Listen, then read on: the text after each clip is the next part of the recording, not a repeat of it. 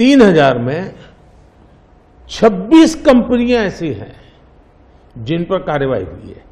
ये कहते हैं ना ईडी वीडी टिकना फला, 3000 डोनर है, उसमें सिर्फ 26, और उनमें से 16 कंपनियां ऐसी थी, छापा जब लगा उस समय बॉन्ड खरीदा। कोई जोड़ सकता है इसको? अगर बॉन्ड खरीदा, लोग ये जोड़ रहे हैं, उसकी विशेषता यह है कि ये जो 16 कंपनियों ने बॉन्ड खरीदा उसमें से 37 पैसा अमाउंट बीजेपी को डोनेशन में मिली। ये तो इलेक्टोरल बॉन्ड की सक्सेस स्टोरी है कि इलेक्टोरल बॉन्ड थे तो आपको ट्रेल मिल रहा है मनी का कि किस कंपनी ने दिया, कैसे दिया, कहां दिया। अब उसमें अच्छा हुआ बुरा हुआ वो विवाद का विषय हो सकता है, इसकी चर्चा हो। मुझे जो चिंता है वो, मैं ये कभी नहीं कहता हूं निर्णय में कोई कमी नहीं होती है, निर्णय तो चर्चा कर सीखते हैं, सुधारते हैं, इसमें भी सुधार के लिए बहुत संभावना है। लेकिन आज हम पूरी तरह काले धन की तरफ देश को धकेल दिया है, और इसलिए मैं कहता हूं सब लोग पछताएंगे जब बाद में ईमानदारी से सोचेंगे, सब लोग पछताएंगे। मोदी जी, मैं डोमेस्टिक पॉलिटिक्स पे वापस आती हूँ। एक सवाल है इलेक्टोरल बॉन्ड्स के बारे में। राहुल गांधी जो है वो हर भाषण में कहते हैं और विपक्ष के नेता भी कहते हैं कि इसमें धांधली हुई है। आपकी पार्टी के लोग भी कहते हैं कि अगर गलती है, अगर इसमें कोई गुंजाइश है इसके सुधार में तो वो कर सकते हैं। क्या ये गलत फैसला था इलेक्टोरल बॉन्ड्स का? पहली बात है कि हमारे देश में लंबे अरसे से चर्चा चली है कि चुनावों में काला धन एक बहुत बड़ा खतरनाक खेल हो रहा है। देश के चुनावों को काले धन से मुक्ति मिले, इसके लिए कुछ करना चाहिए। चर्चा लंबे समय से चल रही है। चुनाव में खर्च तो होता ही होता है, कोई इनकार नहीं कर सकता है। मेरी पार्टी भी करती है, सब पार्टियां करती है, कैंडिडेट भी करते हैं,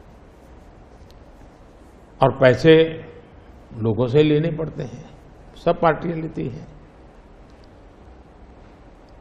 मैं चाहता था कि हम कुछ कोशिश करें कि इस काले धन से हमारे चुनाव को कैसे मुक्ति मिले, ट्रांसपेरेंसी कैसे आए। एक प्रामाणिक पवित्र विचार मेरे मन में था, रास्ते खोज रहे थे, एक छोटा सा रास्ता मिला, वही पूर्ण है। वैसे हमने उस समय भी क्लेम नहीं किया था, पार्लियामेंट में डिबेट में सबने उसको सराहा भी था। आज जो लोग उलट पुलट बोल रहे हैं उन्होंने सराहा था, पार्लियामेंट डिबेट देख लीजिए। हमने कैसे कैसे काम किया, जैसे 1000 और 2000 के नोट खत्म कर दी। चुनाव में वही बड़े बड़ी मात्रा में ट्रैवलिंग करते हैं, क्यों कि ये काला धन खत्म हो। हमने, सुप्रीम कोर्ट ने कहा था कि 20,000 रुपये तक पॉलिटिकल पार्टियां कैश ले सकती हैं। मैंने कानून बनाकर, नियम बना करके 20,000 को 2,500 कर दिया। क्यों? क्योंकि मैं नहीं चाहता था कि ये कैश वाला कारोबार चले। फिर मैंने कहा है कि इलेक्टोरल बॉन्ड, कि जो पार्टी अपना सीक्रेसी मेंटेन करना चाहती है। होता था क्या, जैसे हम पहले बीजेपी में चेक से पैसा लेंगे तय किया, तो सब व्यापारी लोग हमें आकर के कहें साहब हम चेक से दे ही नहीं सकते। हम कहा क्यों नहीं दे सकते? बोले हम चेक से देंगे तो हमें लिखना पड़ेगा, हम लिखेंगे तो जो सरकार है वो देखेगी कि ये विपक्ष को इतना पैसा दिया, तो हमें तो वो परेशान करेंगे। तो बोले हम तो पैसे देने के लिए तैयार है लेकिन चेक से नहीं देंगे। तो मुझे याद है हमारे 90 के दशक में जो चुनाव में हमको बड़ी दिक्कत आई थी, पैसे नहीं थे हमारे पास, और हम नियम लगा के बैठे थे कि हम चेक से लेंगे। देने वाले देने को तैयार थे, चेक से देने की इनकी हिम्मत नहीं थी।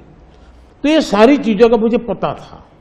तो मैंने कहा भाई, तो हमने कहा भाई ऐसा है, अब देखिए इलेक्टोरल बॉन्ड न होते तो किस व्यवस्था में ताकत है वो ढूंढ के निकालते कि पैसा कहां से आया और कहां गया। ये तो इलेक्टोरल बॉन्ड की सक्सेस स्टोरी है कि इलेक्टोरल बॉन्ड थे तो आपको ट्रेल मिल रहा है मनी का कि किस कंपनी ने दिया, कैसे दिया, कहां दिया। अब उसमें अच्छा हुआ बुरा हुआ वो विवाद का विषय हो सकता है, इसकी चर्चा हो। मुझे जो चिंता है वो, मैं ये कभी नहीं कहता हूं निर्णय में कोई कमी नहीं होती है। निर्णय तो चर्चा कर सीखते हैं, सुधारते हैं, इसमें भी सुधार के लिए बहुत संभावना है।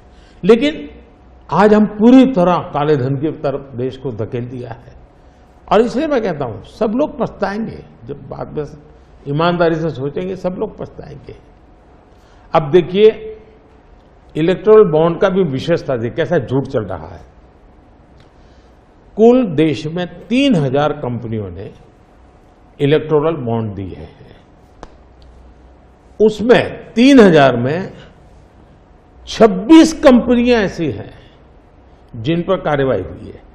ये कहते हैं ना ईडी वीडी टिकना अपना, 3000 डोनर है, उसमें सिर्फ 26, और उनमें से 16 कंपनियां ऐसी थी, छापा जब लगा उस समय बॉन्ड खरीदा।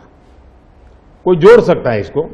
अगर बॉन्ड खरीदा, लोग ये जोड़ रहे हैं, उसकी विशेषता यह है कि ये जो 16 कंपनियों ने बॉन्ड खरीदा, उसमें से 37 पैसा अमाउंट बीजेपी को डोनेशन में मिली। 37, 63% बीजेपी के विरोधी पार्टियों को मिली।